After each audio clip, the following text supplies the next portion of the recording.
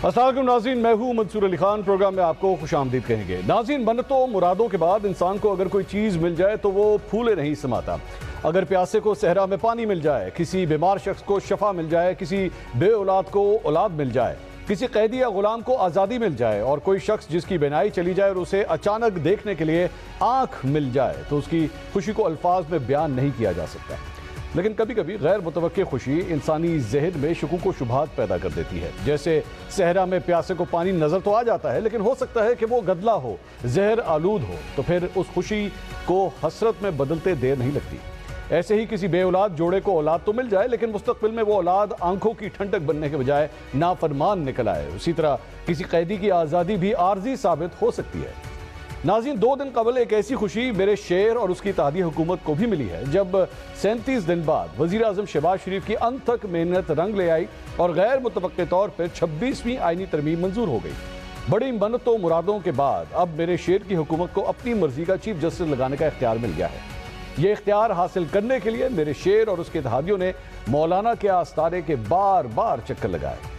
चंद गैर मुसद्दिका खबरें ऐसी भी आईं कि जहां हुकूमत एक जानिब अपनी मन्नतें मुरादें पूरी करने के लिए एड़ी चोटी का जोर लगा रही थी, तो वहीं दूसरी जानिब उसे डंडे का इस्तेमाल भी करना पड़ा। ऑपोजिशन के मुताबिक इस चक्कर में कुछ अफराद को मुबैना तौर पर अगवा करके तावीज़ धागे के लिए नामालूम मुकाम पर भी मुंतकिल किया गया, जहां पर उन पर मंत्र फूके गए।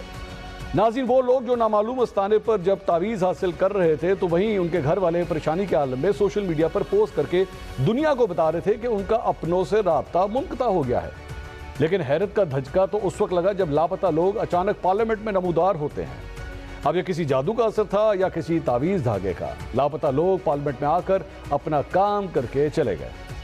नाज़रीन, अगर पाकिस्तान की तारीख पर नजर डाली जाए तो मुस्लिम लीग नून जब किसी को अहम ओहदे पर लाती है तो कुछ अरसे के बाद उसकी अपने ही लाए हुए बंदे के साथ चपकले शुरू हो जाती है।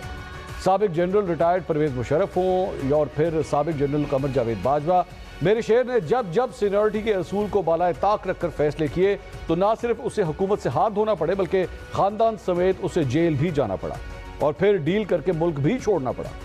इस दौरान मेरे शेर ने वोट को इज्जत दो का अपना ही नारा लगाना छोड़ दिया। खलाई मखलूक और महकमा ज़राअत की इस्लाहें भी अपनी तकरीर में इस्तेमाल करना छोड़ दी। कहा जाता है कि मेरा शेर 4 साल बाद एक डील के नतीजे में मुल्क वापस आया तो उसे चुप सी लग गई। वो गैर मुल्की सहाफ़ियों से तो मिलता है, लेकिन अपने ही मुल्क के किसी भी सहाफ़ी के सवाल का जवाब देने से कतराता है। मेरा शेर वतन वापसी के बाद अदलिया से मुतल्लिक गिले ज़रूर करता था। यही वजह थी कि यहाँ भी उसके दिल में अपना बंदा लाने की ख्वाहिश जाग उठी। महीना पहले मेरे शेर की हुकूमत ने इस ख्वाहिश को रात के अंधेरे में हकीकत में बदलने की खूब कोशिश की, लेकिन कामयाबी ना मिली।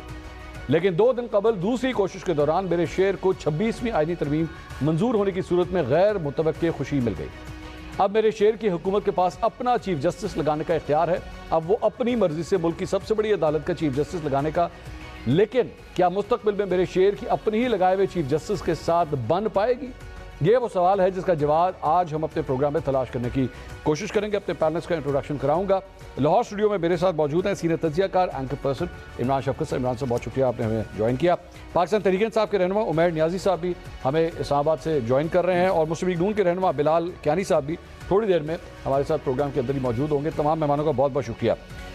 उमैर नियाजी साहब, मैं सबसे पहले ज़रा आपसे सवाल करना चाहूँगा। इस वक्त ज़ाहिर बात है जब हम ये प्रोग्राम कर रहे हैं तो पार्लिमानी कमेटी का इजलास जो है वो चल रहा है और किसी वक्त भी जो है वो खबर आ सकती है कि अगला चीफ जस्टिस कौन होगा। अब आप लोग इसके ऊपर बज़िद रहे कि जनाब मंसूर अली शाह साहब को ही कंटिन्यू करना चाहिए, तो अगर आज ये कमेटी मंसूर अली शाह साहब का ही ऐलान कर देती है तो फिर आज जो आप लोगों ने एहतजाज की कॉलें दे दी हैं कि पूरे पाकिस्तान में हम एहतजाज करेंगे, फिर तो उसका कुछ जवाब तो नहीं रहता मेरे ख्याल में। बिस्मिल्लाहिर्रहमानिर्रहीम जी, बुनियादी तौर पे ये एक शख्सियत के लिए नहीं हमने एतराज़ उठाया। एतराज़ उठाया है जो अदलिया की आज़ादी पे ये कदगन लगाई गई है। देखें, जो भी चीफ़ जस्टिस ऑफ पाकिस्तान बनेगा उसके पास वो इख्तियारात नहीं हैं जो आज से पहले के चीफ़ जस्टिस ऑफ पाकिस्तान के पास थे।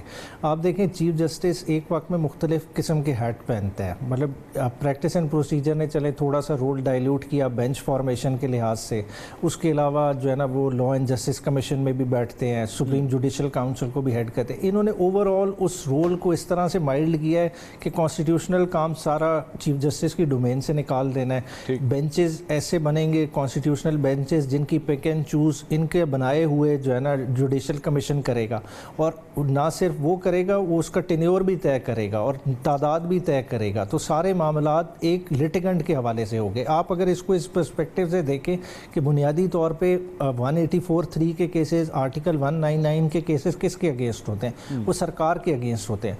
और अगर सरकार ने ही डिसाइड करना है कि उसके केसेस कौन सुनेगा, तो फिर किस किस्म का इंसाफ होगा? साथ ही साथ देखें, कभी आपने देखा है कि एक जज किसी कैदी को सजाए मौत सुना दे और बाद में आप उसी कैदी को कहें कि अब आप जज के बारे में रिपोर्ट रखो। परफॉर्मेंस एवेल्युएशन भी आपने ही करनी है और केसेस भी वो जजेस आपके खिलाफ सुने, तो फिर ये जजेस की जो इंडिपेंडेंस है वो कॉम्प्रोमाइज होती है। तो इस प्रोसेस से जो भी सीजेपी आए वो इस प्रोसेस से इफेक्ट होता है। तो इसलिए हमारा बुनियादी इख्तलाफ ही उस पे है, इससे कोई फ़र्क नहीं पड़ेगा। आज बेशक मंसूर अली शाह साहब को भी लगा दें, मगर कल को आपने साथ ही साथ जो कॉन्स्टिट्यूशनल बेंचेस का हेड है किसी और जज को आप लगा दें, आप 5वें नंबर के जज को लगा दें, आप 7वें नंबर को लगा दें। कल सर आप लोगों ने पहले पार्लिमानी कमेटी के लिए नाम दिए, नाम चले गए, उसमें अली जफ़र साहब, बैरिस्टर गौहर साहब और हामिद रज़ा साहब जो हैं वो उसके अंदर शामिल थे, लेकिन रात को बैठ के फिर आपने फैसला किया कि नहीं हमने नहीं करना। ये इसकी ज़रूरत क्या, प्रेशर बहुत आ गया या पहले से फैसला नहीं किया हुआ था, क्या करना है? क्योंकि बेहतर नहीं होता कि आज ये जो कमेटी का इस वक्त इजलास हो रहा है इसमें पीटीआई की भी नुमाइंदगी होती वहाँ पे? अच्छा, इसको इस तरह से देखें, पॉलिटिकल कमेटी ने डिसाइड किया तो राइटली सो डिसाइड किया। देखें, एक पार्लियामेंट के लेजिस्लेटिव प्रोसेस का तो हम हिस्सा थे, हमने उसको अपोज करना था। अब एक आईनी तरमीम पास हो गई जिसको आप चैलेंज करने जा रहे हैं। आपने एक स्टांस लिया है कि नहीं ये अनकॉन्स्टिट्यूशनल है, ये कॉन्स्टिट्यूशन के बुनियादी फ्रेमवर्क के अगेंस्ट है। तो जब आप उस अमल का अगर हिस्सा बन जाएंगे तो आप अपनी एक इम्प्लाइड उस प्रोसेस को अप्रूवल दे रहे हैं। तो इसलिए डिसाइड किया गया कि इस किस्म के किसी अमल का हिस्सा नहीं बनेंगे, और ये ठीक फैसला किया पॉलिटिकल कमेटी ने। इमरान शफकत साहब, ये पाकिस्तान तहरीक इंसाफ ये प्रोसेस तो चल रहा है, वी आर वेटिंग के अंदर से क्या खबर आती है। मुझे एकदम से याद आ गया कि पोप का इंतखाब भी कुछ इस तरह ही होता है। सारी नज़रें जो होती हैं वो कैथेड्रल की तरफ होती हैं कि वहाँ से जो है वो अगला पोप कौन होगा उसका ऐलान है। तो इस वक्त भी कुछ ऐसी ही सूरत हाल है, हम सब इंतज़ार करें। लेकिन पाकिस्तान तहरीक इंसाफ ने आज अनाउंस किया कि जनाब एहतजाज होगा। गंडापुर साहब कहते हैं पूरे पाकिस्तान में हर शहर में हम एहतजाज करेंगे और ये तरमीम जो है वापस लेनी पड़ेंगी। सीरियसली लेना चाहिए इस चीज़ को, गंडापुर साहब ने जो कुछ कहा? मेरे ख्याल में तो नहीं सीरियस लेना चाहिए। अच्छा, उसकी वजह यह है कि गंडापुर साहब अपनी किसी भी बात के ऊपर पूरा नहीं उतरे, और पाकिस्तान तहरीक इंसाफ के पास मेरा ख्याल है उनके अलावा कोई लीड भी नहीं कर रहा जो एहतजाजी सियासत है, और वही हैं उनके पास एक सूबे के चीफ़ एग्जेक्टिव भी हैं। तो एक सूबे का चीफ़ एग्जेक्टिव अगर फेडरल या वफाक के ख़िलाफ़ जो है वो इस तरह कंपेन चला रहा हो तो वो बरल ख़बर तो होती है, ये वाली उसकी अहमियत भी होती है। लेकिन वो मुझे शक फिर पड़ता है कि पता नहीं वो फिर भी पहुँचे कि ना पहुँचे, ये दावे शावे तो हो सकते हैं। माजी अच्छा नहीं है, माजी अच्छा नहीं है। और आप देख लें तहरीक इंसाफ के जितने भी एहतजाज उन्होंने कॉल किए, ना गंडापुर साहब पहुँच सके ना कोई और पहुँचा। तो वो ख्वाहिशें उनकी और तरह की हैं कि लोग खुद ही निकल आएँ बाहर और कोई इनकलाब वगैरह अगर आ जाए तो ठीक है, नहीं तो फिर वो सुखे तमिल मैया। अच्छा, हमारे साथ मुस्लिम नून के रहनुमा बिलाल कियानी साहब भी अब मौजूद है। बिलाल साहब, बहुत शुक्रिया, आपने हमारे लिए वक्त निकाला। अब 8:30 पौने 9 बजे का इजलास शुरू हुआ है, अब ये तकरीबन 10:15 बज गए हैं। हम तो समझ रहे थे आपस में सारा कुछ तय है, शायद 10-15 मिनट की एक फर्जी सी कार्रवाई होगी, बाहर आके आप लोग ऐलान कर देंगे। तो ये क्या इंप्रेशन तो हमें इस तरह का आ रहा है जैसे मामला कोई डेडलॉक की तरफ आया हुआ है या फंस गया हुआ है। तो पाकिस्तान तहरीक इंसाफ भी नहीं बैठी हुई, फिर मसला क्या है? जी बिस्मिल्लाहिर्रहमानिर्रहीम। मंसूर साहब, बहुत शुक्रिया जी अपने शो में दावत देने का। देखिए मंसूर साहब, ये एक अहम जिम्मेदारी है और मेरे नज़दीक तो अच्छी बात है कि अगर इस पर डिटेल डेलिब्रेशंस हो रही हैं और वहाँ पे दीगर जमातों की नुमाइंदगी मौजूद है, तो हम पर उम्मीद है इंशाल्लाह कि जो 2/3 अक्सरियत के साथ एक फ़ैसला आना है वो वी आर होपफुल कि इसी मीटिंग के नतीजे में आएगा। मगर आप सही फरमा रहे हैं, अभी मीटिंग जारी है पार्लियामेंट में एंड मेरे नज़दीक तो अच्छी बात है कि इसको संजीदगी से इसके सारे पहलू देख के ये इम्पॉर्टेंट डिसीजन को संजीदगी के साथ ड्यू डिलिब्रेशन के साथ लेना चाहिए जी, और सबकी जो वहाँ पे लोग मौजूद हैं उनकी सबकी राय लेके ये एक दफ़ा फैसला होना चाहिए जी। इसमें वैसे बिलाल साहब, मैं सिर्फ अपनी आगाही के लिए ये क्या कंसिडर कर रहे होंगे इस वक्त, जब मतलब इस वक्त आप 3 मुख्तलिफ जजेस को जब आप कंसिडर कर रहे हैं, क्या किस चीज़ को जो है वो नोट किया जाएगा, अच्छा ये वाला जो है इस चीज़ में इससे ज़्यादा बेहतर है, क्योंकि एक आम पाकिस्तानी पहली दफ़ा ये सारा प्रोसेस देख रहा है, तो आप लोग क्या कंसिडर करेंगे वहाँ पर? देखिए मंसूर साहब, नंबर वन, ये पहली दफ़ा पाकिस्तान में मतलब कि अभी रिसेंटली बल्कि लाहौर हाई कोर्ट के भी चीफ जस्टिस इसी तरह पैनल ऑफ 3 से चूज़ हुए हैं। तो आई थिंक इसमें 2-3 चीज़ें हैं। एक तो आई थिंक यकीनन जो सुप्रीम कोर्ट के जजेस हैं उनका अपना एक जुडिशल एक परफॉर्मेंस है, मतलब कि केसेस का डिस्पोजल एक्सेट्रा। दूसरा, मेरे नज़दीक तो एज आप कह लें पार्लियामेंटेरियन, मैं कोई लॉयर तो नहीं हूँ, मगर मेरे नज़दीक इसके अंदर एक एडमिनिस्ट्रेटिव पहलू भी है, क्योंकि जो चीफ जस्टिस होते हैं वो ना सिर्फ ख़ुद बाकी जजेस की तरह एक जज होते हैं, मगर साथ ही साथ उन्हें एडमिनिस्ट्रेटिवली भी कोर्ट को चलाना होता है। तो आई थिंक ये दो चीज़ों को देख के ही फैसला किया जा रहा होगा, और आई एम श्योर सब अरकान की और दीगर जमातों की जो इस स्पेशल पार्लियामेंट्री कमेटी में मौजूद हैं वो सब अपनी आरा इसमें पेश कर रहे होंगे जी, और थरली डिस्कस और डिबेट कर रहे होंगे, जो कि इस तरह का अहम फैसला डिज़र्व करता है।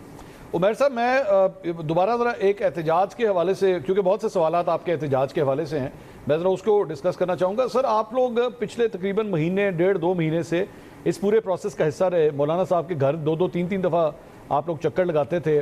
ज़ाहिर बात है आपके चंद गुजारिशात होंगी, सिफारिशात होंगी जो आप रखते होंगे, लेकिन at the end of the day सब ने वोट दे दिया, मौलाना ने भी दे दिया, आपने नहीं दिया, और अब आप पार्लियामेंट्री कमेटी में भी नहीं बैठना चाह रहे। मैं वैसे ही अगर एक हासिल वसूल, जाहिर बात है किसी भी आप मैच खत्म होता है तो मैच के बाद आप देखते हैं आपके बैट्समैन ने, बॉलर ने कैसा परफॉर्म किया है। पाकिस्तान तहरीक इंसाफ ने इस पूरी एक्सरसाइज में से क्या निकाला है? पिछले महीने 1.5 महीने से आप लोगों ने क्या देखा है इसके अंदर? अच्छा, बुनियादी तौर पे जी जो हमारा मौलाना साहब से डायलॉग का मकसद था कि हम अपनी तरफ से उन्हें ये बावर कराना चाह रहे थे कि ये आईनी तरमीम की किसी हद तक ज़रूरत ही नहीं है। जो लाई जा रही है, जो ऑब्जेक्टिव है, बताया जा रहा है कि जी लिटिगेंट के लिए लाई जा रही है, ना इतने केसेस पेंडिंग है। मतलब बैरिस्टर गौहर ने वो सारा डाटा लिखा, 170 के 180 ऑड केसेस थे कि जिसके लिए आईनी अदालत का कॉन्सेप्ट दिया जा रहा था, तो वो नहीं है। तो उस चीज़ पे बात हुई, फिर बात चलते चलते कॉन्स्टिट्यूशनल बेंचेस पे आ गई, और कॉन्स्टिट्यूशनल बेंचेस पे भी तहरीक इंसाफ की इस हद तक बात हुई कि भाई अगर आप ये फार्मूला ले आते हैं कि इंडिया की तरह, जैसा इंडिया में भाई टॉप 5 जजेस, ठीक है, वो कॉन्स्टिट्यूशनल केसेस सुनेंगे, अगर उस तरह की कोई तरतीब हो जाती है तो उस पर सोचा जा सकता है। बियॉन्ड दैट कोई भी बात नहीं हुई, कोई भी किसी ड्राफ्ट पे एग्रीमेंट नहीं हुआ, और इसी पे स्टिक किया। बाद में अल्टीमेटली मौलाना साहब ने अपना फैसला किया, उन्होंने समझा बेहतर है इसके लिए वोट देना, वो उनका पॉलिटिकल। मेरा तो उमैर साहब फिर यही सवाल है ना, आपके हाथ क्या है? आपने कौन सी एक चीज़ अपनी मनवा ली जिसमें आप ये कि हाँ ये हमारी विन थी? मतलब मैं अगर उठा के ये पूरा अक्टूबर में उठा के देखूं, मैं पहली तारीख से अगर शुरू करूं, आपका खान साहब से राब्ता ख़त्म हो गया, आपका तरमीम के अंदर जो है वो आप चाहते नहीं थे तरमीम हो, तरमीम भी हो गई, 2/3 के साथ हो गई। तीसरा, इस वक्त ये सूरत हाल है कि 11 बंदों के ऊपर आप लोग शक की निगाह से देख रहे हैं, जिनमें से आप लोगों ने 7 को जो है गद्दार वतन करार दे दिया कल परसों, जबकि अभी आपने सुना भी नहीं है कि उनका पॉइंट ऑफ व्यू क्या है। तो हासिल वसूल मुझे नहीं नज़र आ रहा कि आप लोगों ने इसमें से फिर क्या निकाला है। अच्छा, ये तरमीम कोई इस तरह की नहीं थी कि जिस पे बैठ के कोई बार्गेन की जाती या कोई हासिल वसूल निकाला जाता कि हम बैठते कि जी हमें ये कंसेशन मिलेगी तो हम वोट देंगे। बुनियादी तौर पे देखें वो क्या रहा है कि कॉन्स्टिट्यूशन के आपके इन बिल्ट प्रोविज़न है जो इंडिपेंडेंस ऑफ जुडिशरी, हम आज़ादी अदलिया के तहफ़्फ़ुज़ की बात कर रहे हैं। देखें, अगर हमने भी उसका हिस्सा बन जाना है, हमने अदलिया को मलिया मेट कर देना है, तो कल को देखें निज़ाम कैसे चलेगा। बुनियादी तौर पर देखें, इधर समझने की बात है कि आइन में डिफाइंड है आपके पिलर्स ऑफ स्टेट, 3 ही सतून है आपके, एक आपकी अदलिया है, एक आपकी पार्लियामान है, और एक आपकी हुकूमत जो एग्जीक्यूटिव है। मेरा अब मैं बैरिस्टर साहब सॉरी कता कलामी की माजरत सर, ये तो आपने आपकी राय है ना कि जी अदलिया को मलिया मेट कर देना है। जाहिर बात है हुकूमत की ये राय नहीं है, हुकूमत समझती है कि अदलिया के अंदर इससे बेहतरी आएगी, ये तो आपकी राय है कि मलिया मेट कर देगी। नहीं, मगर हमारी राय ये ही राय लॉयर्स बॉडीज़ की भी है या ऑल अक्रॉस। देखें ना, सिंगल हैंडेडली तो नहीं हम ये इस कॉज के लिए लड़े, ना हम खाली ये क्लेम करते हैं कि हम इस कॉज के चैम्पियन हैं, मगर देखें मुल्क के अवाम का इंटरेस्ट भी तो किसी ने देखना है। ये देखें पॉलिटिक्स से बाला तक एक चीज़ की बात हो रही है, ये कोई उस तरह की नहीं कि हम जो इधर को पानी की डिवीज़न पे बैठे हैं और गिव एंड टेक कर लें कि जी सिंध का कितना शेयर होगा, पंजाब का कितना शेयर होगा। ये देखें आने वाली नस्लों के फैसलों का सवाल है। अच्छा। आज आप जिस तरह की अदलिया बिठा देंगे, देखें अब खुद हम पास भूल जाते हैं।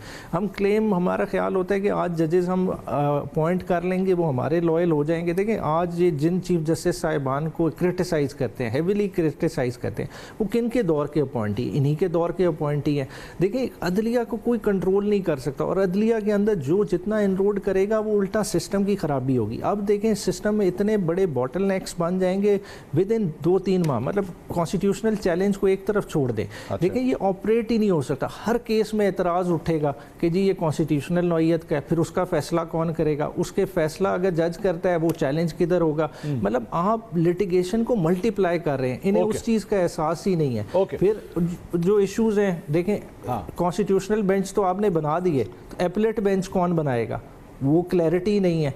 तो मतलब ये इतने बड़े बड़े प्रॉब्लम्स हैं जिनका इन्हें पता ही नहीं, और महीने डेढ़ में सिचुएशन इनके अपने हाथ से बाहर निकल। क्यों सर इमरान साहब, ये तो देखें बहुत बड़ा भूचाल आने वाला है। बातें बड़ी सियासी हो रही हैं। ज़रा सीधी बात करते हैं थोड़ी सी।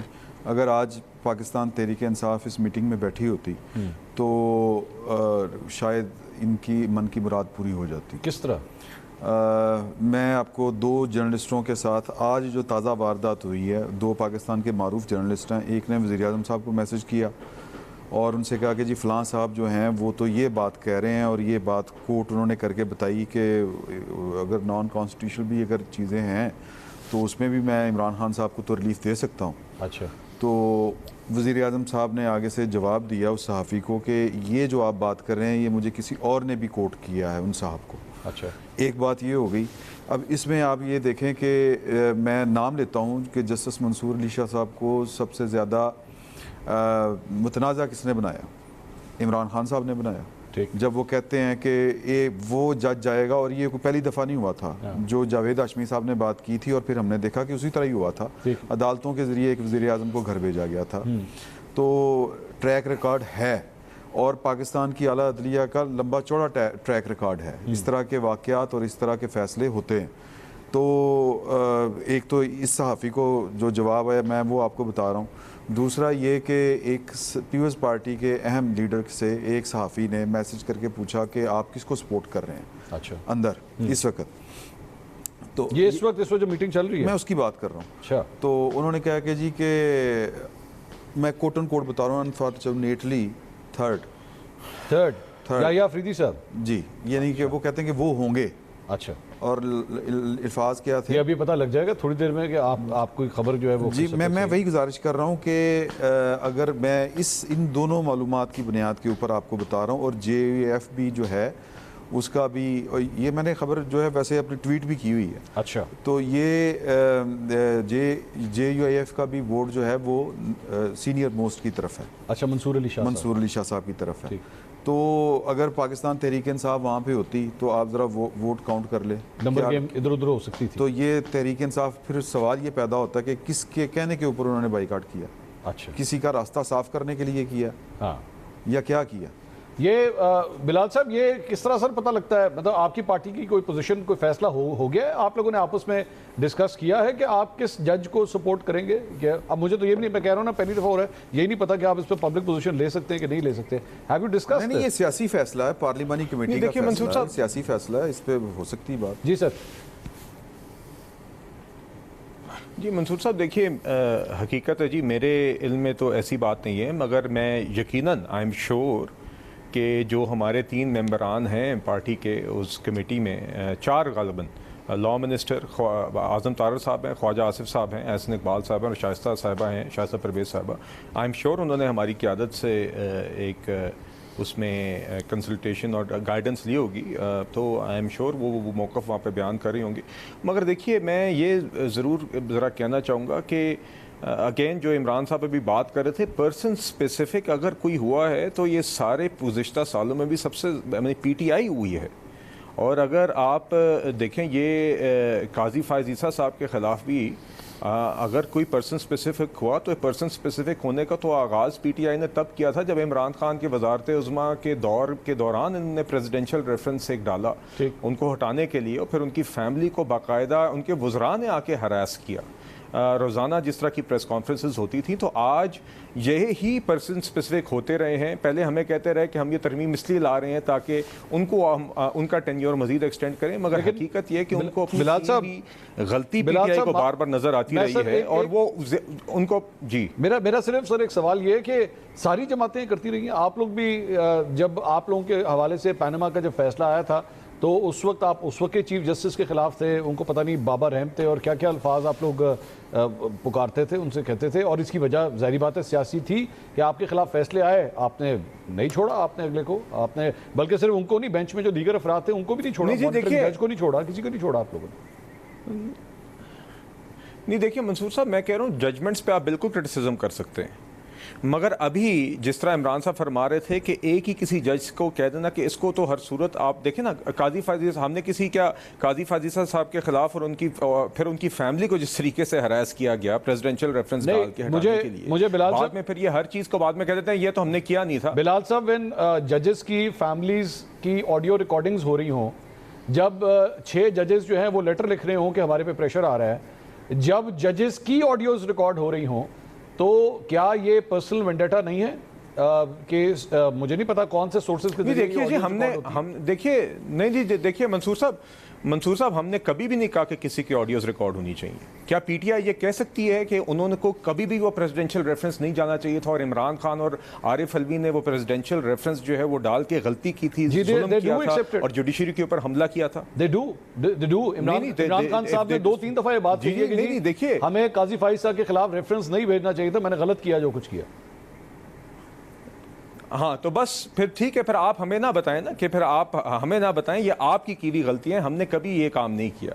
और आज देखिए बात ये बिल्कुल सही है कि पीटीआई की ये गैर सियासी और गैर जमहूरी रवैये से मुझे तो समझ नहीं आती। आज ये कह रहे हैं कि हम तरामीम के खिलाफ एहतजाज करेंगे, वही तरामीम जिसके ऊपर आपने बार बार मौलाना साहब के घर गए, फिर आपके ही सीनियर पार्टी के लोगों ने आके कहा कि आज जो ये मसवदा है ये अब हमें इस पर एतराज़ नहीं है और ये हमारी एफर्ट्स की वजह से इधर तक हुआ। भाई अगर ऐसा हुआ तो फिर आप उसको वोट डालें। चलें अब आप उसको वोट नहीं डाल रहे तो अब आप कह रहे हैं कि मैं उसके खिलाफ एहतजाज करूंगा। कल जब इस कमेटी की तश्कील दी गई तो फिर इन्होंने पहले नाम भी डाल दिए, सेनेट से एक नाम भी दे दिया, 2 कौमी असेंबली से भी दे दिए। आज ये कहते हैं हम बॉयकॉट कर लेंगे। फिलिस्तीन की कॉन्फ्रेंस आती है तो उस ऑल पार्टीज कॉन्फ्रेंस का ये बॉयकॉट कर लेते हैं। तो देखिए इनको तो मतलब कि इस गैर संजीदा गैर सियासी रवैये की हमें तो समझ नहीं आती। और आज भी ये बेहतर होता अगर ये स्पेशल पार्लियामेंट्री कमेटी के अंदर इनका जो भी पॉइंट ऑफ व्यू था वहाँ पे जाके प्रेजेंट करके पेश करते, और जो इमरान साहब बात कर रहे हैं तो इस अमल का हिस्सा बनते, बेशक इनका अपोजिंग व्यू होता। बहरहाल जी ये आई थिंक इनको अब अपना नाम भी पाकिस्तान तहरीक इंसाफ से बदल के तहरीक एहतजाज कर देना चाहिए क्योंकि इनको हर दूसरे दिन यही एक बात सूझती है। इमरान साहब वांट्स टू से समथिंग। देखिए सियासी जमातों ने तो अदलिया के मुतल्लिक सबके मिलते जुलते रवैये हैं। काजी फायज़ साहब के मुतल्लिक पाकिस्तान तहरीक इंसाफ का क्या रवैया है और आने वाले दिनों में वो इसको मतलब एक अदालती ज़्यादती जुल्म के नाम से ही ताबीर करेंगे और अब भी करते हैं। ऐसे देखना ये चाहिए कि क्या वाकई अदलिया की आज़ादी जो है वो पार्लियामेंट ने छीन ली। अदलिया को कौन सी आज़ादी चाहिए थी, एक असूली बात कर लेते हैं। अदलिया को वज़ीर आज़म को फांसी पर लटकाने वाली आज़ादी चाहिए, अदलिया को पनामा से कामा निकालने वाली आज़ादी चाहिए, या अदलिया को और जो दीगर मामलात हुए हैं जस्टिस मुनीर वाली आज़ादी चाहिए? सर वो आपने उमर साहब की गुफ्तगू सुनी, वो ये कह रहे थे कि जनाब जब आईनी बेंच का सरबरा आप लगाएं, चीफ जस्टिस कौन? हुकूमत, पार्लियामेंट चले हैं, पार्लियामेंट लगाए। अब जिसको पार्लियामेंट और हुकूमत में फर्क का नहीं पता तो फिर उस पर नहीं, क्या ठीक है, चले पार्लियामेंट लगाए। ओके इसी आज मैं कह रहा हूं कि अगर ये 3 वहां पे होते इनके अफराद तो हो सकता है कि ये इनके हक में ये कोई अपने मफरूज़ा है ना, हो सकता है, वी डोंट नो क्या होता है। अच्छा हमें तो नहीं पता ना, नहीं इसका कोई नुकसान था। मेरा सवाल ये है, मेरा सवाल ये अभी असल बात ये है कि जजेस कंट्रोवर्शियल हो जाते हैं तो इन्होंने सारे हो जाते हैं। मैं कह रहा हूँ सबके, मैं तो सबकी बात कर रहा हूँ, आज पीटीआई भी, नून लीग भी, सबके ऊपर बात कर रहा हूँ। अब आप जब पार्लियामेंट इस तरह एक आईनी बेंच का सरबराह लगाएगी और कल को वो कोई ऐसा फैसला देता है जो नहीं सर जी गो अहेड सर। मंसूर साहब मैं एक जरा यहाँ पे करेक्शन करना चाहूँगा। बताइए। देखिए आपके नाजरीन के लिए, और आई अंडरस्टैंड कि तरमीम नहीं है तो मैं ज़रा आपकी इजाज़त से एक फैक्चुअल करेक्शन करना चाहूँगा। sir, आज special parliamentary committee chief justice of Pakistan की तकर्री कर रही है। जी ठीक है। जो कॉन्स्टिट्यूशनल बेंचेस बनने हैं उसकी तकर्री जुडिशल कमीशन ऑफ पाकिस्तान करेगा। जी ठीक है। जिसके सरबराह चीफ जस्टिस ऑफ पाकिस्तान है, जिसके अंदर जुडिशरी की 4 और जजेस मौजूद होंगे, जिसमें पाकिस्तान बार काउंसिल की रिप्रेजेंटेशन है, 4 पार्लियामेंटेरियंस होंगे जिसमें 2 अपोजिशन के शामिल हैं, अपोजिशन के शामिल हैं, अटॉर्नी जनरल होंगे, लॉ मिनिस्टर होंगे और एक और माइनॉरिटीज या विमेन रिप्रेजेंटेटिव होंगे। तो वो तो बड़ा एक बैलेंस्ड फोरम है जो कि कॉन्स्टिट्यूशनल बेंचेस का क्याम करेगा। आज की ये जो स्पेशल पार्लियामेंट्री कमेटी जो आज बैठी हुई है, ये सिर्फ और सिर्फ सर लेकिन यही सवाल है ना बिलाल साहब, एक्चुअली सवाल यही है कि पार्लियामेंट के रिप्रेजेंटेटिव्स की चूंकि एक इनपुट वहां पे आ गई है और मामला आईनी अदालत के अंदर जब जाएगा तो ये इसकी जो अपॉइंटमेंट्स है उसकी अपॉइंटमेंट्स में आप भी इन्वॉल्व होंगे, आपके वोट्स भी काउंट होंगे। तो क्या ये बैलेंस बरकरार रहता है between the judiciary and the parliament?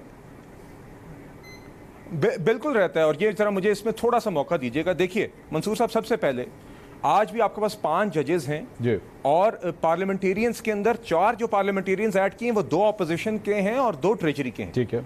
और ये सिर्फ इन 4 लोगों का इजाफा हुआ है, 2 ट्रेजरी 2 अपोजिशन से। और एक कुछ अगर आप ग्लोबल मिसालें लें तो उसमें ये भी कम है। अच्छा। देखिए अभी क्या था कि पार्लियामेंटेरियंस की से ऐसा थी ही नहीं। आपकी एक पार्लियामेंट्री कमेटी फॉर जजेस बनी हुई थी पार्लियामेंट में फॉर अपॉइंटमेंट ऑफ जजेस, मगर वो एक रबर स्टैंपिंग फोरम था। जुडिशल कमीशन ऑफ पाकिस्तान फैसले करता था, पार्लियामेंटेरियंस की कोई से नहीं थी। इसमें सिर्फ पार्लियामेंटेरियंस की भी एक से, ट्रेजरी और ऑपोजिशन दोनों से आ गई है, मगर इसके अंदर अभी भी इसकी सरबराही चीफ जस्टिस करते हैं, जजेस वहां पे मौजूद हैं। मैं मुख्तसर सा कंपैरिजन लेकिन बिलाल साहब वो चीफ जस्टिस वही चीफ जस्टिस ना जिसको आप अपॉइंट करने जा रहे हैं, जिसको आप अपॉइंट करने जा रहे हैं ना सर, बात वही आ गई।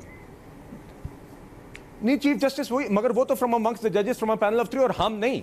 पार्लियामेंट की अगेन जो इमरान साहब ने बात की, एग्जीक्यूटिव और पार्लियामेंट में फर्क रखें।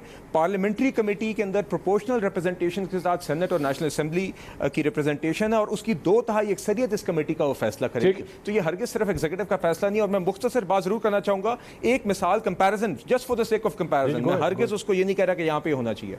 अमेरिका के अंदर सुप्रीम कोर्ट का जज की nomination president of the United states करते हैं और उसकी कॉन्फर्मेशन सेनेट करती है, और वो लाइफ टाइम टर्म के लिए सुप्रीम कोर्ट के जजेस होते हैं। उसमें किसी जज का सिर्फ प्रेसिडेंट की नॉमिनेशन है, सेनेट की कॉन्फर्मेशन है और किसी की से नहीं होती उस अमल में। यहाँ पे तो बड़ा हमारा एक बैलेंस तरीकेकार है जुडिशल कमीशन ऑफ पाकिस्तान के साहब। ये तो इतनी पार्लियामेंट की से तो फिर होनी चाहिए ना इस पूरे प्रोसेस के अंदर, जिस तरह बिलाल साहब कह रहे हैं, वो कह रहे हैं कि जी बैलेंस बिल्कुल बरकरार रहता है, ये नहीं होता कि पार्लियामेंट की तरफ टिल्ट कर जाएगा ये पूरा प्रोसेस।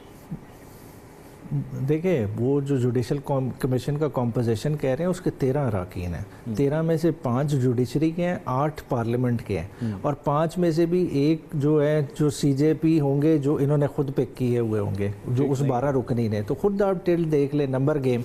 एक ये इशू हो गया। दूसरा देखें, दुनिया में कहीं नहीं होता कि internal working of the judiciary में गवर्नमेंट की इंटरफेरेंस हो। देखिए बुनियादी तौर पर यही तो इन्हें समझ नहीं आ रही। ये समझ रहे हैं कि अभी उन्होंने आपको अमेरिका की एग्जांपल दी तो है, इन्होंने अपॉइंटमेंट करनी है। नहीं, उधर जज की अपॉइंटमेंट और चीज है, इंटरनल वर्किंग और चीज है। नहीं बैरिस्टर साहब, अभी इंटरनल वर्किंग में जज की अपॉइंटमेंट ही कर रहा है ना जुडिशल कमीशन। बैरिस्टर साहब वो अभी उन्होंने अमेरिका की एग्जांपल दी तो है कि अपॉइंटमेंट जो है वो एक्चुअली नॉमिनेशन जो है वो प्रेसिडेंट की तरफ से होती है और सेनेट उसे अप्रूव करता है। चले तो पार्लियामेंट ओवरसाइट तो आ गई ना। देखें दो डिफरेंट चीजें हैं। देखिए आप चीजों को फिर कंफ्यूज कर रहे हैं। देखें अपॉइंटमेंट के सियासतदानों के ऊपर भी होनी चाहिए। जी बैरिस्टर साहब, देखें अपॉइंटमेंट जजेस की एक सेपरेट टॉपिक है, जजेस की जो इंटरनल वर्किंग है, जो बेंचेस कॉन्स्टिट्यूशन है, वो एक सेपरेट टॉपिक है। देखें उसके अंदर किस तरह से इंटरफेयर पार्लियामेंट कर सकती है, उनके बारे में किस तरह से रिपोर्टें लिख सकते हैं। मतलब यही तो बता किस कौन सी दुनिया में कौन सी करती है पार्लियामान करती है ऐसे। आप एग्जांपल बता दें, अभी आपने अमेरिका की एग्जांपल कोट की, अमेरिका में क्या वो केसेस फिक्स करते हैं, पार्लियामेंट बेंचेस उन्हें बना के देती है सुप्रीम कोर्ट के। मतलब ये तो कहीं भी नहीं होता। ये तो वो कर रहे हैं जो अनहोनी है और इसने सस्टेन नहीं करना। और ये खाली एक डर है कि हमारा इलेक्शन ऑडिट ना खुल जाए, उस खौफ की वजह से ये सारी चीजें कर रहे हैं जिसका अल्टीमेटली ना आम बंदे को इतना बड़ा वाकया है, उसको पता नहीं क्यों हम फरामोश कर देते हैं कि वहाँ पर हुकूमत को तंग करने वाले जज ज़्यादा हो गए थे, फिर हुकूमत ने जजों की तादाद बढ़ा दी थी वहाँ पे। तो चीज़ें, ये एवोल्यूशन जो है, ये जो इर्तिकाई अमल है, हम उससे गुजर रहे हैं। अभी जुमा 8 दिन की हमारी डेमोक्रेसी है और 73 में हमारा आइन बना है और उसमें पाकिस्तान की अदलिया का आप रोल देख लें। और ये कि ये जो पार्लियामेंट है ये मेरा और आपका अदारा है। ठीक है। आज अगर वहाँ पर इंतज़ामिया जो है वो किसी और के पास है, नून लीग के पास है, कल को पाकिस्तान तहरीक इंसाफ की हो उमैर साहब का सकती जो है। कहना है ना वो ये है कि इनकी नीयत ठीक नहीं है, वो नीयत के ऊपर नीयत- सवाल कर रहे हैं। वो नीयत कह रहे हैं तो- ये अपने फायदे के लिए इलेक्शन ऑडिट को रुकवाने के लिए सब कुछ कर रहे हैं। चले वो तो फिर उसका कोई इलाज नहीं ना कि आप मेरी नीयत के ऊपर शक कर दें, देखिए, मैं आपकी नीयत के ऊपर शक कर दूं। एवोल्यूशन उसका तो करनी कोई है, इलाज नहीं, फिर तो लड़ाई है। एवोल्यूशन करनी है। आप बेहतर जजेस बात की तरफ उसूल जा की करें। सकते हैं, आप जजेस बढ़ाएं, उन चीज़ों पे करें, मगर ये चीज़ नहीं हो सकती जो ये करना चाह रहे हैं कि जज के सामने फाइल कौन सी जाएगी वो ये फैसला करे। ये बिलाल तो साहब कहीं कुछ भी कहना दुनिया में अच्छा, नहीं होता। ये या कहीं तो से ना मिसाल बड़ी ऐसी हमारी नज़ीर ला के दे मंसूर रहे हैं। तारीख बड़ी अच्छा, मंसूर शानदार साहब, हो। इस पे अभी भी- इसी अदलिया के ऊपर ये कीचड़ उछाल रहे हैं। हाँ। अभी काजी फाइसा को आड़े हाथों कौन लेता है? यही लेते हैं ना, क्योंकि इनके खिलाफ फैसला आया। तो बात यह है कि अगर और फिर ये कि वो जजेस लगते किस तरह हैं, और मेरा मुंह ना खुलवाएं कि किस तरह लगे हैं यहाँ पे जजेस, किन के दामाद लगे हैं, किन के समधी लगे हैं, और किस तरह अभी भी बैठे हैं। बिलाल साहब कुछ कहना चाह रहे हैं। गो अहेड बिलाल साहब प्लीज। मंसूर साहब, मैं एक टेक्निकल वजाहत अगेन फिर करना चाह रहा हूँ। अब जो बात न्याजी साहब ने की है ना कि कहाँ पे जुडिशल, चलें आपको इस चीज़ पे भी एतराज़ है कि एक जुडिशल कमीशन जिसके अंदर parliamentarians by the way minority में, इन्होंने कहा 8 पार्लियामेंटेरियंस हैं, हरगिज़ ऐसा नहीं है। 5 पार्लियामेंटेरियंस हैं स्ट्रिक्टली स्पीकिंग, जिसमें फेडरल मिनिस्टर शामिल हैं, 2 ट्रेजरी के मेंबर्स उसके अलावा, और 2 ऑपोजिशन के मेंबर्स उसके अलावा, अटॉर्नी जनरल हैं, एक पाकिस्तान बार काउंसिल के रिप्रेजेंटेटिव हैं, और एक विमेन या माइनॉरिटी रिप्रेजेंटेटिव हैं जिनको स्पीकर ने नॉमिनेट करना है। मगर मैं एक गुजारिश ये करना चाह रहा हूँ कि ये जुडिशल ऑफ जी मगर 8 आपने इन 8 के अंदर पाकिस्तान बार काउंसिल को भी गिना, आपने 2 ऑपोजिशन के लोगों को भी गिना, और आपने स्पीकर के नॉमिनी को भी गिना, और आपने अटॉर्नी जनरल को भी गिना। मैं इसलिए वजाहत करना चाहता। दूसरी बात यह है मंसूर साहब कि ये जुडिशल कमीशन ऑफ पाकिस्तान बुनियादी तौर पर यह कहेगा कि सुप्रीम कोर्ट के ये जज कॉन्स्टिट्यूशनल बेंचेस के लिए मुख्तस किए जाएं। वो फैसला करेगा, वो बेंचेस की वो केसेस नहीं लगाएगा। Judicial commission of Pakistan cases नहीं लगाएगा, मगर वो ये कहेगा कि सुप्रीम कोर्ट में अगर 15 जज मौजूद हैं तो उनमें से ये 7 जजेस जो हैं वो आइंदा से कॉन्स्टिट्यूशनल बेंचेस बनाएंगे। फिर होगा क्या? फिर वो जो 7 जजेस होंगे उनके 3 सीनियर मोस्ट जजेस फिर केसेस, कॉन्स्टिट्यूशनल केसेस वो फिक्स करेंगे। ठीक है। तो देखिए, जुडिशल कमीशन ऑफ पाकिस्तान हरगिज भी कोई स्पेसिफिक केसेस नहीं लगाएगा, वो सिर्फ उन जजेस का तयन करेगा जिन्होंने कॉन्स्टिट्यूशनल के बेंचेस बनाने हैं और फिर आगे सुनने हैं। बेंचेस का बनाने का अमल वो कॉन्स्टिट्यूशनल बेंचेस के जजेस खुद बेंचेस बनाएंगे और खुद ही आगे सुनेंगे। नहीं बिलाल साहब, मेरा दोबारा वही सवाल है कि फिर बेंच बनाने का जो एक इल्ज़ाम जो आप लोग भी लगाते रहे हैं माजी में, और ये लोग भी अब लगाते रहे हैं, ये तो रिसेंट पास में लगाते रहे हैं, बेंच फिक्सिंग का। तो बेंच फिक्सिंग का जो अमल है उसके अंदर तो डोमिनेंस आप ही की है ना, इस सारे प्रोसेस के अंदर तो डोमिनेंस आपकी है। नहीं सर, मंसूर साहब फिर मुझे अलाउ करने देना। देखिए, बिल्कुल नहीं है। जुडिशल कमीशन ऑफ पाकिस्तान फैसले करेगा कि कौन से सुप्रीम कोर्ट के जजेस कॉन्स्टिट्यूशनल बेंचेस बनाएंगे और उनमें काम करेंगे और कौन से बकिया करेंगे। इधर ही रुक जाए ना, इधर रुक जाए ना, मैं ये तो कह रहा हूँ कि ये जुडिशल कमीशन ये फैसला करेगा कि वो कौन से जजेस होंगे जो बेंच बनाने की अहलियत रखेंगे। ये अब मैंने आपको सही समझा? ऐसे ही है जी, जो आगे कॉन्स्टिट्यूशनल बेंचेस वो खुद बनाएंगे। जी बिल्कुल, वो आगे कॉन्स्टिट्यूशनल बेंचेस और इन जजेस हैं जो उसमें काम भी करेंगे और बेंचेस भी बिल्कुल ठीक है। तो इन जजेस को आपका ये जुडिशल कमीशन जो है वो चूज करेगा, ऐसे ही है? ये भी ठीक है? जी ऐसा ही from the existing Supreme Court जजेस। जी बिल्कुल ठीक है, from within the existing Supreme Court जजेस। जी बिल्कुल ठीक है। अब ये जो 12 लोग हैं, जरा 12 लोगों का ब्रेकअप दोबारा बताइए जरा। ये जो 12 लोग अभी आपने बताए थे ना, उनका ब्रेकअप किस तरह बनता है? 13 लोग। Go ahead sir. 13 लोग हैं जी। Go ahead sir. 13 लोगों में से जी एक चीफ जस्टिस खुद होंगे, एक सीजे होगा, एक जो जिनको आप अपॉइंट करेंगे। आगे आ जाए। एक नहीं सर आप मतलब कि हम नहीं अपॉइंट करेंगे, पार्लियामान अपॉइंट करेगी सर। गवर्नमेंट सर आप इसको माजरत के साथ आज 2 तारीख अक्सरियत के साथ नहीं सर, गवर्नमेंट नहीं अपॉइंट। अच्छा जी ठीक है, आप नहीं करेंगे, पार्लियामेंट करेगी सर। ये मिसनोमर है सर। हो गया क्लियर हो गया सर। पार्लियामेंट करेगी, पार्लियामेंट की 2 तारीख सर कमेटी की 2 तारीख अक्सरियत करेगी सर। मैंने मान बात यह है कि एक जस्टिस खुद आगे चले। जी एक चीफ जस्टिस हो गए, एक आपके सीनियर मोस्ट कॉन्स्टिट्यूशनल जज हो गए, फिर आपके 3 सीनियर मोस्ट सुप्रीम कोर्ट के जजेस हो गए, 5 जजेस ये हो गए। उसके बाद आपके एक पाकिस्तान बार काउंसिल के रिप्रेजेंटेटिव हैं, उसके बाद आपके लॉ मिनिस्टर हैं, अटॉर्नी जनरल हैं, आपके 2 ट्रेजरी के पार्लियामेंटेरियंस हैं, आपके 2 ऑपोजिशन के पार्लियामेंटेरियंस हैं, और फिर एक खातून या माइनॉरिटी रिप्रेजेंटेटिव है जिनको स्पीकर नुमाइंदगी करेंगे। तो देखिए इसके अंदर हुकूमत की कहीं से भी अक्सरियत नहीं है। अच्छा। हुकूमत की और ट्रेजरी की मिला के भी कहीं से भी अक्सरियत नहीं है किसी भी डेफिनेशन से, और उनकी एक से जरूर है, और ट्रेजरी और ऑपोजिशन दोनों की से है, बार काउंसिल की भी से है, जजेस की एज अ ब्लॉक सबसे बड़ी से है। 5 सुप्रीम कोर्ट के आप जजेस जो हैं वो सबसे बड़ी से होगी। तो अगर आप इस फोरम के अंदर भी चंद पार्लियामेंटेरियंस की मौजूदगी बर्दाश्त नहीं कर सकते, तो मेरे ख्याल से तो ये नहायत शर्मनाक है। जहां पे मैंने आपको एक मिसाल दी, एक जजेस की अपॉइंटमेंट के अंदर, और जजेस को मुख्तस करना कॉन्स्टिट्यूशनल केसेस के लिए, जो कि अगेन हमारे लिए तो एक कॉम्प्रोमाइज था, हमने कॉन्स्टिट्यूशनल अमेंडमेंट के लिए कॉम्प्रोमाइज किया। हम तो ये समझते हैं कि कॉन्स्टिट्यूशनल कोर्ट्स का क्या होना चाहिए था, मगर अब ये मुत्तफिका तौर पर एक तरमीम के तहत इस प्रोसीजर का क़याम किया गया है, जिसके ऊपर पीटीआई ने भी एतराज़ नहीं किया मौलाना साहब के पास बार बार जाके। तो ये खैर मैंने आपको समझाया, और मेरे ख्याल से बड़ा बैलेंस तरीक़ाकार है, और इसमें इंशाल्लाह सबकी से भी होगी, एक ब्रेक, बहुत एक जुडिशियस और प्रूडेंट तरीके से फैसला हो। आईनी तरमीम जो पास हुई उसके अंदर एक इल्ज़ाम ये भी सामने आया कि पाकिस्तान तहरीक इंसाफ ने अपने 9 अरकान के ऊपर शक का इजहार किया, और उन्होंने कहा कि जनाब वो हमसे राब्ते में नहीं थे, और उसके बाद उनमें से कई के जो है वो गद्दार वतन के पोस्टर्स भी सोशल मीडिया के ऊपर जारी कर दिए गए। आज एक बड़ी इंटरेस्टिंग डेवलपमेंट हुई अख्तर मेंगल साहब की जमात के हवाले से, BNP मेंगल में। वहाँ पे मोहम्मद कासिम रोंजो साहब जो एक ऐसे सेंटर थे जो आए वोट डालने के लिए, और अख्तर मेंगल साहब ने कहा था कि जनाब मेरा इनसे कोई रब्ता नहीं था, लेकिन उन्होंने उनके हक में, आईनी तरमीम के हक में वोट डाला। आज उन्होंने अख्तर मेंगल साहब के साथ खड़े होकर प्रेस कॉन्फ्रेंस की, और उन्होंने कहा कि जनाब मैंने जो कुछ भी किया है ज़ोर ज़बरदस्ती के साथ किया है, यानी वोट डालने का प्रोसेस ज़ोर ज़बरदस्ती के साथ था। थोड़ी देर के बाद, चंद घंटे के बाद, उनके बेटे ने ट्विटर के ऊपर, एक्स के ऊपर ये पैगाम दिया कि जनाब ये जो प्रेस कॉन्फ्रेंस हुई थी ये दरअसल ज़ोर ज़बरदस्ती के साथ हुई थी, और वोट उन्होंने अपनी मर्जी से डाला है। और उसके बाद अब से कुछ देर पहले उनका एक वीडियो पैगाम भी आ गया जिसमें उन्होंने कहा कि जनाब मैंने वो प्रेस कॉन्फ्रेंस मुझसे ज़ोर ज़बरदस्ती के साथ करवाई गई थी।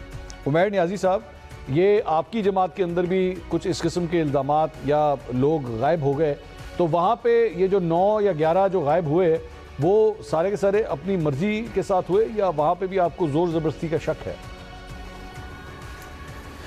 देखिए जी, 5 का तो वाज़े नज़र आ गया, फ्लोर ऑफ द हाउस पे आए, वोट किया। बाकियों के नाम अभी तक पार्टी ने डिस्क्लोज़ नहीं किए, पार्टी ने कहा है कि शो कॉज नोटिस करना है, मगर जो उनके सराउंडिंग सर्कमस्टांसेस हैं वो तो सारे अवेयर हैं। जिस तरह से जो चली वो किसी से ढकी छुपी नहीं, कि आगाज़ जिस तरह से सादुल्ला बलोच से हुआ, और सादुल्ला बलोच की फैमिली को उठाया गया, उसने बाद में आके बयान भी दिया किया, फिर वापस आया। उससे पहले एक अटैम्प्ट हुई, पंजाब हाउस में 5 लोग रखे गए, वो सारा जो है ना कौम ने देखा। तो ये सारी चीज़ें आवेज़ हैं। देखें, चांगा मांगा की पॉलिटिक्स इस मुल्क से निकल नहीं रही, इधर वही चल रहा है कि एंड्स जस्टिफाई मीन। जिसकी भी गवर्नमेंट आए वो कहता है कि मैंने इक़्तिदार को तवालत देनी है, तो जिस तरह से भी हो। आपने सेनेट के इलेक्शन का हवाला आप देंगे तो सेनेट का पास देख लें कि सेनेट में जिस वक्त नून लीग की गवर्नमेंट थी तो उनका एक सेनेटर इलेक्ट नहीं हो गया था, सारे बाप के 5 सेनेटर बन के आ जाते हैं। सेनेट का जो है बैरिस्टर साहब, वो सेनेट का वो सादिक संजानी साहब वाला जो तरीके अदम-ए-एतमाद था, वो याद करूं, वो उसकी बात कर रहे हैं आप? हाँ जी, वही मैं उसी की तरफ आ रहा हूँ ना, कि देखें इब्तदा किधर से की कि आपने 5 सेनेटर बाप के जिता दिए, जिधर गवर्नमेंट जो है ना नून लीग जहरी साहब की थी, ठीक है, तो किसी ने उस वक्त नहीं आवाज़ उठाई। फिर आपने देखा कि जो है ना मेजॉरिटी किसी तरफ हो और अदम एतमाद आए, हासिल बजिंजो साहब ने क्या कहा। ये सारी चीज़ें जो है ना हिस्ट्री का हिस्सा है, मगर हम सियासतदान उससे सबक नहीं सीखे। साहब क्या कहा उन्होंने? मतलब पॉलिटिकल मैनिपुलेशन हुई। उन्होंने कब क्या कहा था उन्होंने बैरिस्टर साहब?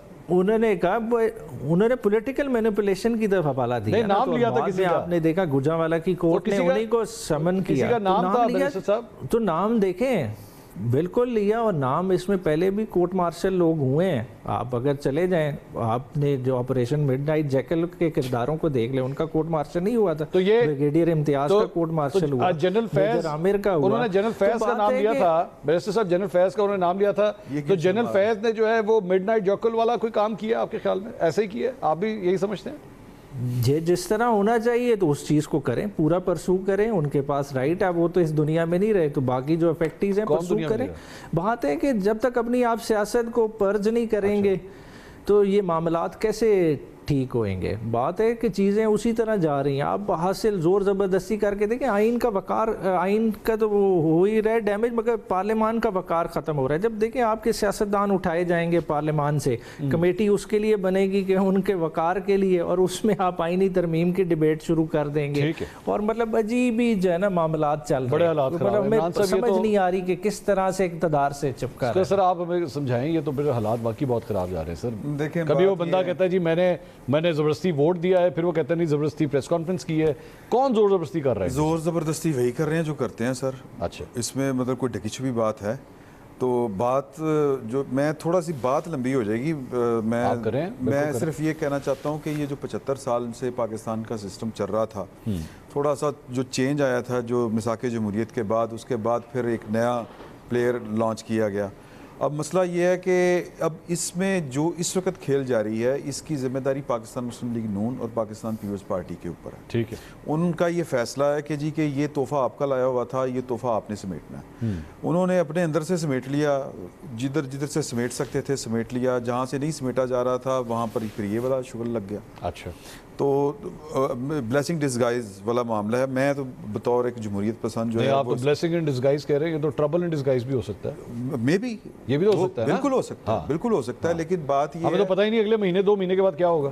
बिल्कुल, ये देखें, ये सियासी मामला इसी तरह के होते हैं। आप फैसला अच्छी नीयत से करते हैं या एक अच्छी नीयत कह लें या अपने फ़ायदे के लिए करते हैं, या आप ब्रॉडर पर्सपेक्टिव में जाएं तो आप पार्लियामान के हक़ में कोई बेहतर फैसला करते हैं, तो बाज़ का तो उलट भी पड़ जाते हैं। हाँ, तो ये जो 1973 के आइन में सीनियर मोस्ट वाला जो मामला था, ये अच्छी नीयत से किया गया था, लेकिन वो नहीं काम दे सका। ठीक है, मैं इसकी मिसाल आपको ये दूंगा कि आप अगले वज़ीर आज़म का नाम नहीं बता सकते, इतना कुछ होने के बावजूद अगले चीफ ऑफ आर्मी स्टाफ का नाम नहीं बता सकते, लेकिन आपको पता है कि मंसूर अली शाह साहब ने कब बनना था, मुनीब अख्तर साहब ने कब बनना था, आयशा मलिक साहिबा ने कब बनना था, और फिर ये प्लान करके वो जो गठजोड़ था, वो अपने बंदे, जो प्रोजेक्ट इमरान खान था, वो अपने बंदे वो 30-32 तक उन्होंने भर्ती किए हुए हैं, इंस्टॉल किए हुए थे। तो इससे जान छुड़ाएं यार। ठीक। तो बिलाल साहब, ये जो कुछ भी हुआ है, ये कासिम रोंजू साहब के साथ जो कुछ हुआ है, ये अब मुझे ये समझ नहीं आ रही कि इनके साथ ज़बरदस्ती हुई कहाँ पे, प्रेस कॉन्फ्रेंस करवाते हुए हुई है या वोट डलवाते हुई है। अब स्टार्ट हमने ये किया था कि आपकी आईनी तरमीम लेकर आए हैं कानून और इंसाफ की बालादस्ती के लिए कि उसके अंदर कोई बेहतरी आए, लेकिन सर इस किस्म के छींटे अगर उसके ऊपर पड़ेंगे तो पूरे प्रोसेस के ऊपर सवाल नहीं उठेंगे बिलाल साहब? नहीं मंसूर साहब, देखिए नेशनल असम्बली के अंदर 4 या 5 ये इंडिपेंडेंट्स हैं जिनने वोट डाला है, और इसके अलावा हमारे JUIF, पीपल्स पार्टी, PMLN, बाकी जो जमातें हैं, BAP, IPP, एजाज़ुल हक साहब, MQM, जितनी जमातें, इन सब ने वोट डाल के किया है। PTI के वो जो 4 या 5 लोग जो आज़ाद हैं जिनने वोट डाले, उनको हमने बिल्कुल कायल किया है जी, और वो उन्होंने हमारी तरमीम के हक़ में वोट डाला। और सो मच सो कि फ्रेंकली ये बात तो फ्लोर पे भी की जा रही थी कि PTI ने भी इतनी मुलाकातें करके ख़ुद पहले कहा कि मुसव्वदे पे हमें एतराज़ नहीं, फिर वोट नहीं डाला। दूसरी तरफ सेनेट के अंदर भी बिल्कुल BNP के 2 लोगों ने वोट डाला है और उन्होंने अपनी मर्ज़ी से वोट डाला है। बाकी वो उनकी जमात का और उनका मामला है। अगर तो उन्होंने इन सेनेटर साहिबान ने ना डालना होता तो वो फिर ना डालते, मतलब कि फ्लोर पे भी खड़े होकर, जिस तरह आज प्रेस कॉन्फ्रेंस हुई और उसके बाद उन्होंने फिर उसकी तरदीद की है, तो उन्हें ना डालना होता तो तब भी ना डालते। मगर देखिए, मैं ये ज़रूर बताना चाहूँगा कि ये एक बहुत ही तवील पॉलिटिकल प्रोसेस के बाद 6 हफ्ते के ऊपर मुहित लीडरशिप की सतह पर, वर्किंग कमेटीज़ की सतह पर घंटों घंटे आप सब ने कवर किया है। इसके ऊपर डिबेट हुई, इसके ऊपर पॉलिटिकल प्रोसेस के नतीजे में एक मसवदा तय पाया गया, जिसके ऊपर PTI भी मौलाना साहब के थ्रू उस अमल में जारी रही, अपनी इनपुट भी देते रही। मौलाना साहब ने खुद फ्लोर पर कहा कि मैंने इनकी इनपुट भी शामिल रखी, उनको इतना ही वक्त दिया। PTI ने खुद कहा कि अब जो मसवदा है इस पर हमें कोई ख़ास एतराज़ नहीं है। उसके नतीजे में ये आइनी तरमीम यहाँ पर आई है और इसको इस तरीके से पास किया गया है जिसमें सारी जमातों की ओनरशिप थी। तो देखिए, इसलिए मेरा तो ख्याल है बड़े अच्छे और सियासी तरीके से नतीजा खेज़ हुई है। मैं उम्मीद कर रहा था कि अब PTI इस दफ़ा कम से कम अब स्पेशल पार्लियामेंट्री कमेटी में कम से कम संजीदगी का मुजाहरा करेगी, मगर उन्होंने फिर से अपनी रवायत बरकरार रखी है। बहरहाल आई थिंक कि इससे हमारे निज़ाम में बेहतरी आएगी और इंशाअल्लाह जिस तरह की हम जुडिशल इम्प्रूवमेंट चाह रहे हैं जुडिशल निज़ाम में, वो इंशाल्लाह हम देखेंगे। बिलाल साहब, एक पाकिस्तान तहरीक इंसाफ जिस चीज़ के ऊपर एतराज़ कर रही है वो ये है कि पिछले कई हफ्तों से खान साहब के साथ मुलाकात आप लोगों ने बंद करवा दी है, सिक्योरिटी की वजूहत दे के। SCO का इजलास हो रहा था, ये सारा कुछ, लेकिन फिर जारी बात है बीच में फिर आप लोगों ने फैसिलिटेट किया, उनकी बीच में आप लोगों ने इनके रहनुमाओं को भिजवा के मुलाकात भी करवाई। तो ये मुलाकात का सिलसिला अब दोबारा कब खुलेगा जाके बिलाल साहब? नहीं, मेरा ख्याल है मंसूर साहब, किसी भी कैदी को पाकिस्तान में जेल मैनुअल के मुताबिक बिल्कुल हक होना चाहिए, मगर मैं इस चीज़ के भी हक में नहीं हूँ कि वो साहब जो हैं वो फ्रैंकली उनको जो राइट्स मिली रही हैं अभी तक, वो उनकी कैद की जो उनके हकूक़ हैं उससे बहुत ज़्यादा बढ़कर मिली हैं। खाने के मेन्यूज़ तो खैर हम TV पे देखते ही रहे हैं, मैं उसमें जाना ही चाहता। वर्जिश की मशीनें, TV, रोज़ाना तकरीबन की बुनियाद के ऊपर उनकी सहाफ़ियों और जमात से मुलाकातें होती थी, तो ये भी किसी जेल मैनुअल में ही लिखा हुआ। तो बहरहाल मेरा ख्याल है उनकी अभी भी मुलाकात हुई, डॉक्टर का भी उनने इलाज का चेकअप का कहा, डॉक्टर के चेकअप से भी वो मुतमईन थे। खुद गौर खान साहब ने ट्वीट किया, उसके बाद इनकी जमात के लोगों ने भी जाके उनसे मुलाकात भी की। प्रोग्राम से अब तक इतना ही, कल आपसे दोबारा मुलाकात होगी। अल्लाह हाफ़िज़।